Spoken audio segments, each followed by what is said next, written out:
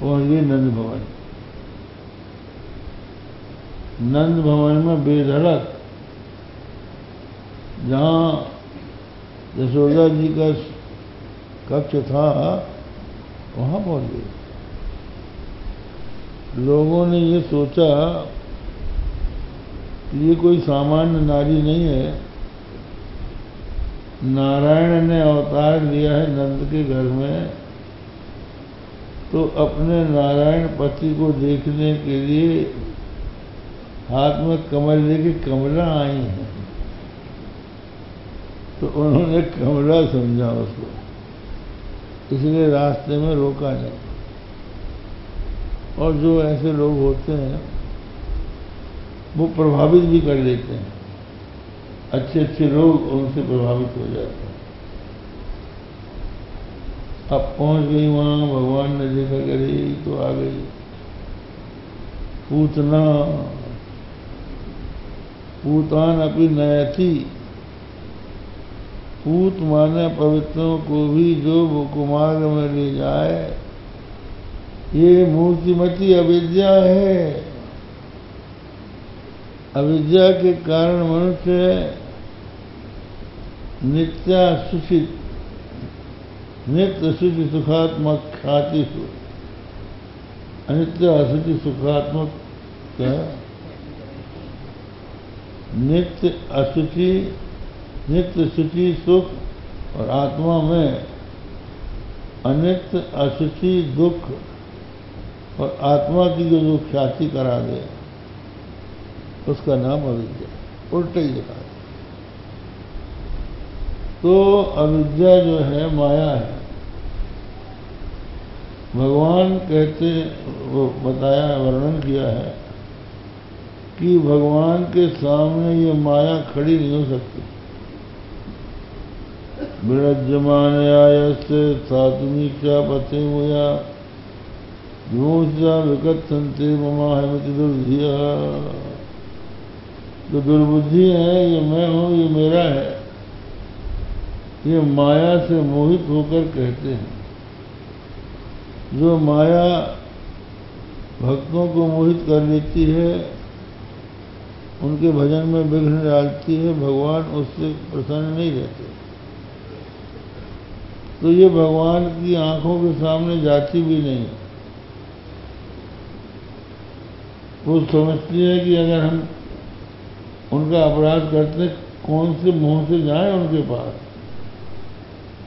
इसलिए वो भगवान के सामने जाती नहीं। लेकिन आज ये बेधड़क भगवान के पास पहुंचेगी। तो भगवान ने सोचा कि ये हमारे जितने मित्र हैं, जिनके साथ हमको खेलना है बार बार, उन सबको मारने वाली है ये रुधिरासना। बालकों का रक्त पीने वाली है। बालकों को जो सूखा रोग लग जाता है,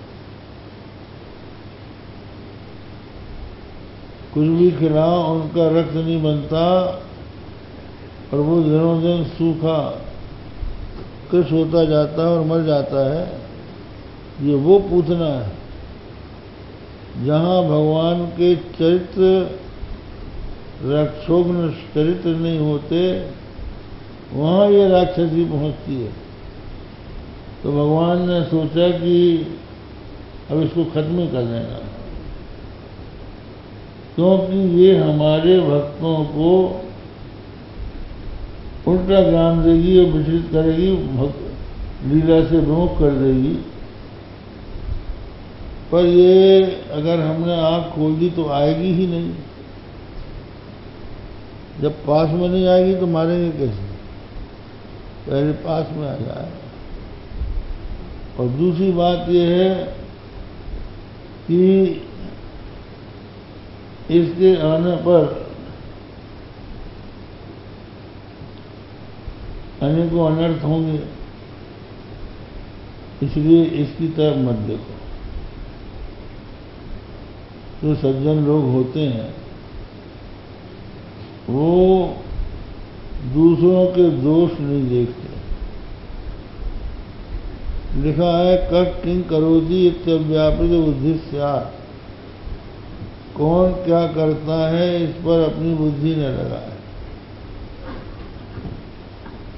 श्रीमद् भागवत के 11 स्कंध में लिखा है परस स्वभाव कर्माणि न प्रशंसे न गर्हेत विश्वमेकात्मकम पश्चन प्रकृत्या पुरुषेण च।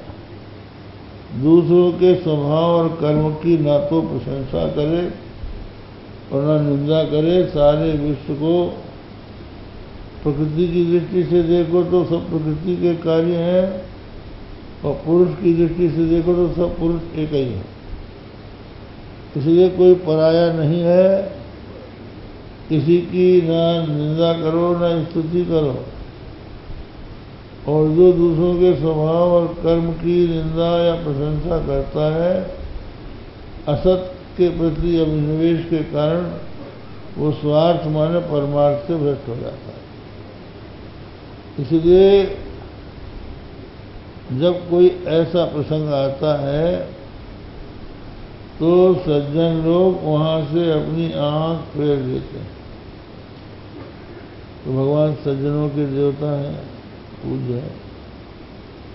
तो उन्होंने कहा इस पूतना की तरफ देखो ही मत, अपनी आंख बंद कर ली।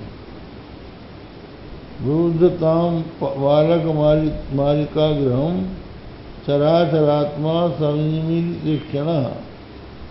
ये लिखा है पूतना के आने पर बालक मालिका ग्रह ये है, ये भगवान जान गए क्योंकि अंतर्यामी है।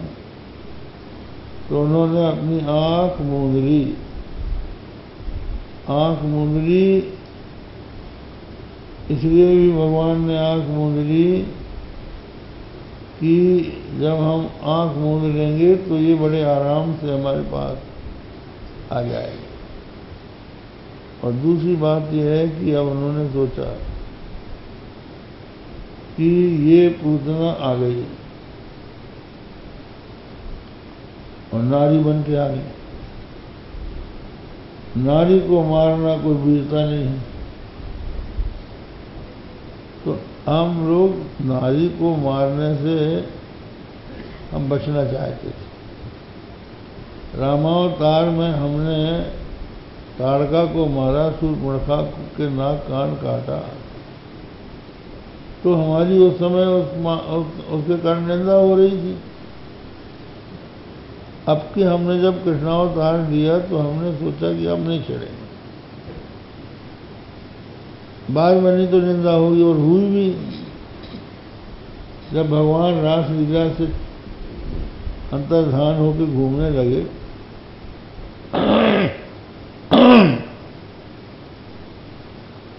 तो गोपियां कहती हैं अटति भगवान अबला कमलाय वनेषु न तत्र विचित्रम प्रत्यति पूतनी कई में मधुबन निर्दय बाल चरित्र।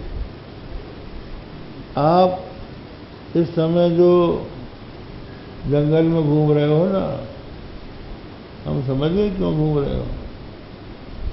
कोई अबला मिल जाए तो खा जाए।